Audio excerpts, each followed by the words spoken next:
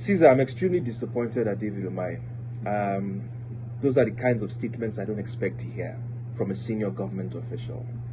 And, he's a man I tend to respect, because he's a hardworking individual. And, he knows his onions when it comes to engineering and Ministry of Works and roads constructions and things like that. So I have a lot of respect for him. But particularly, I felt offended by that statement, because I've said it on this program severally. I detest the dog whistling of an entire ethnic group in Nigeria. And let's call a spade what it is.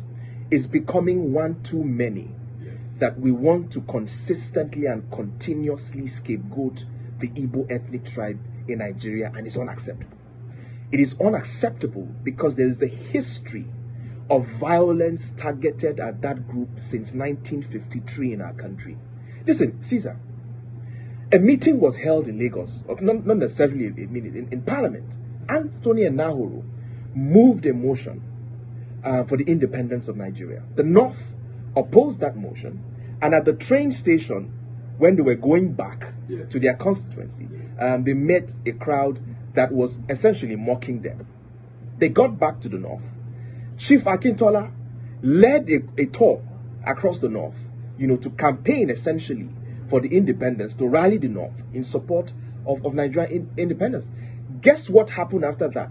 Riots broke out in northern parts of Nigeria, particularly in Kano, where over 240 Igbos were massacred. Were they the ones that demanded for Nigeria to have an independence at that time? In 1966, particularly in May, months before the Civil War happened, thousands of them were massacred across northern cities, and they had to flee to the east for safety because thousands of them were indiscriminately killed for what they knew nothing about, right?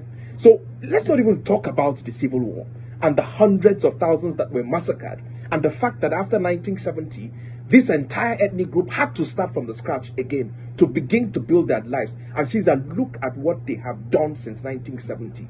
A group that left or started from nothing, went to Bauchi, went to Kano, went to Meduguri, went to Akure, went to Ogun State. And look what they have built in 40 years of hard work, grit, and no support from the federal government. Look what they have done from themselves. But what we consistently and continuously do is to signal hatred and violence against the group. And this thing has to stop. We can't continue a country. Listen, if you don't want a group of people to be a part, let them go then.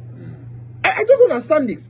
Every turn, there has to be an excuse to single out an ethnic group. I give you a typical example.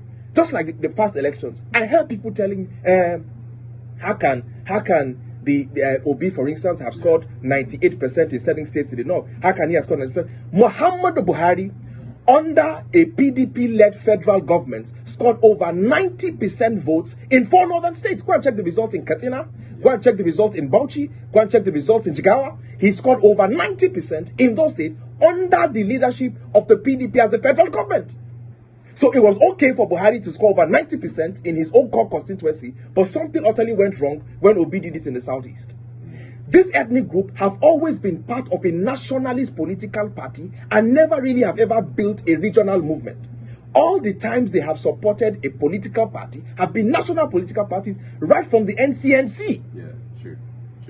They have a stakeholder in the PDP. They don't have a regional party in the sense that we had ACN in the southwest, in the sense that they had AMPP in the north. They did not have the behemoth of a regional political party. So where is all this hate coming from? Where is all this hate coming from?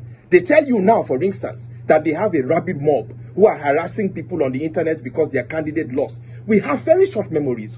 In 2011, a candidate lost in this country and over 800 people were massacred in violence in the north. I so know this because I personally saved 11 core members and were hidden in my father's hotel in Kano.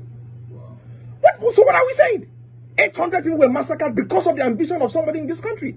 And suddenly we are losing our minds because we are saying people are insulting you online and they're a rabid mob. Let us stop this. Let us stop this ethnic dog whistling. Let us stop this ethnic baiting.